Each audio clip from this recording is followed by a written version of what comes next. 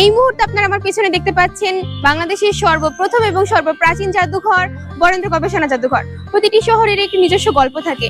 রাজশাহী শহরের গল্প লুকিয়ে আছে এই নীরব দেয়ালগুলোর ভেতরে, যেখানে প্রতিটি পাথর, প্রতিটি শিলালিপি, প্রতিটি মূর্তি বলে যায় হাজারো বছরের গল্প।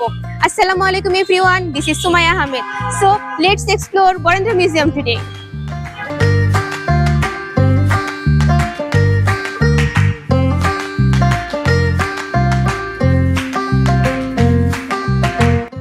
রাজশাহীর ব্যস্ততম জায়গা জাদুঘর মোড়ের ঠিক পাশে অবস্থিত এই বিখ্যাত জাদুঘর। এমনকি এই মোড়ের নামকরণ করা হয়েছে বরেন্দ্র জাদুঘরের নাম অনুসারে।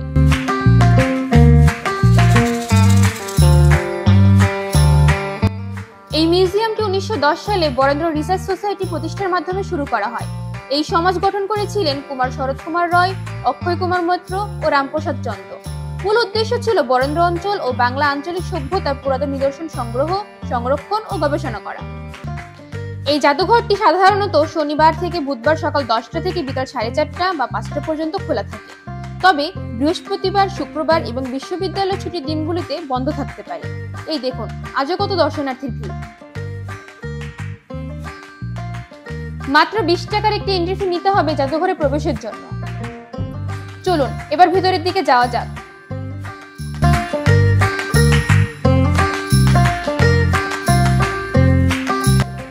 রাজশাহী বরেন্দ্র জাদুঘরে সর্বমোট 13টি গ্যালারি রয়েছে। এই প্রথম গ্যালারিটিতে প্রাচীন যুগের বিভিন্ন মাটির তৈরি পাত্র, রান্নার পাত্র ও পোড়ামাটির ফলক দ্বারা পরিপূর্ণ।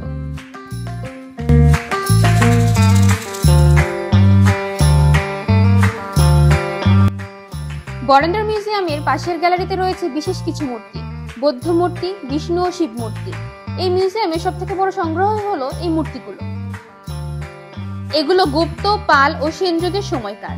পাল যুগের কালো পাথরের বৌদ্ধ মূর্তিটি বিশেষভাবে বিখ্যাত, চোখ বন্ধ গভীর ধ্যানমগ্ন ভক্তিতে। অনেকে বলে এই মূর্তিগুলোর সূক্ষ্ম খোদাই এমন নিখুঁত যে আধুনিক যন্ত্র দিয়েও ঠিক তেমন বানানো কঠিন।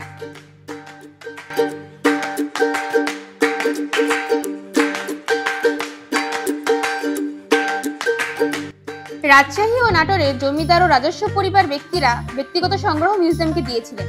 1916 সালে বর্তমান ভবনের ভিত্তিপ্রস্তর স্থাপন করা হয় এবং আনুষ্ঠানিকভাবে চালু হয় পরবর্তীতে।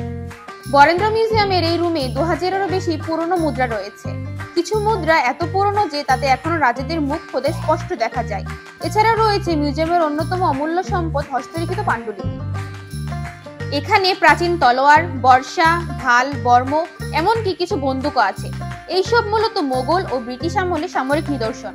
কিছু অস্ত্রের হাতলে সোনার খোদাই করা অলংকারও রয়েছে, যা রাজপরিবারের সদস্যদের ছিল বলে ধারণা করা হয়। এছাড়াও ধ্বংসপ্রাপ্ত বিভিন্ন জায়গা থেকে অসংখ্য স্বর্ণ মুদ্রাও পাওয়া গিয়েছিল, যেগুলো ডিসপ্লে করা নেই। জাদুঘরের অন্যতম আকর্ষণ হলো বড় ও ছোট উভয় আকারের পবিত্র কোরআন মাজিদ। এখানে রয়েছে মাত্র 27 মিলিমিটার দৈর্ঘ্যের পবিত্র আল কোরআন, যা সম্পূর্ণ হাতে লেখা।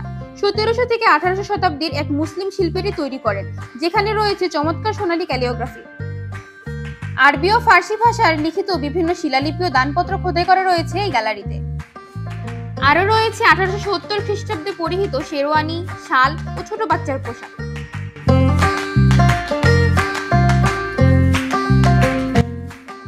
এছাড়া আরো দেখতে পাবেন ক্ষুদ্র নৃগোষ্ঠীদের ব্যবহৃত তীর, ধনুক, বর্শা, বাদ্যযন্ত্র, বল্লম।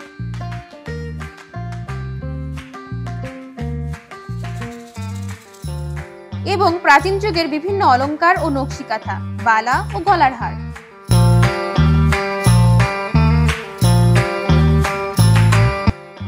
এটি হলো অন্যতম আকর্ষণীয় আবহমান বাংলাদেশ, যেটা দেখার জন্য দর্শনার্থীদের ভিড় উপচে পড়ে।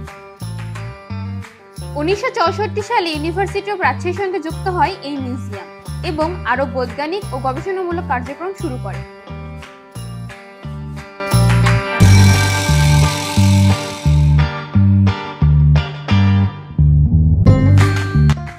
এই বিখ্যাত কারুকার্য চামর হস্তা নারীটির প্রাপ্তিস্থান হলো ভারতের পাটনা।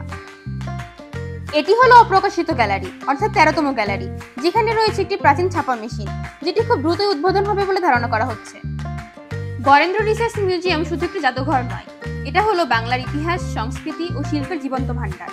এখানকার ইনচার্জের মতে প্রায় 1700-টিরও বেশি মূর্তি রয়েছে, যেগুলো একসাথে ডিসপ্লে করা সম্ভব না।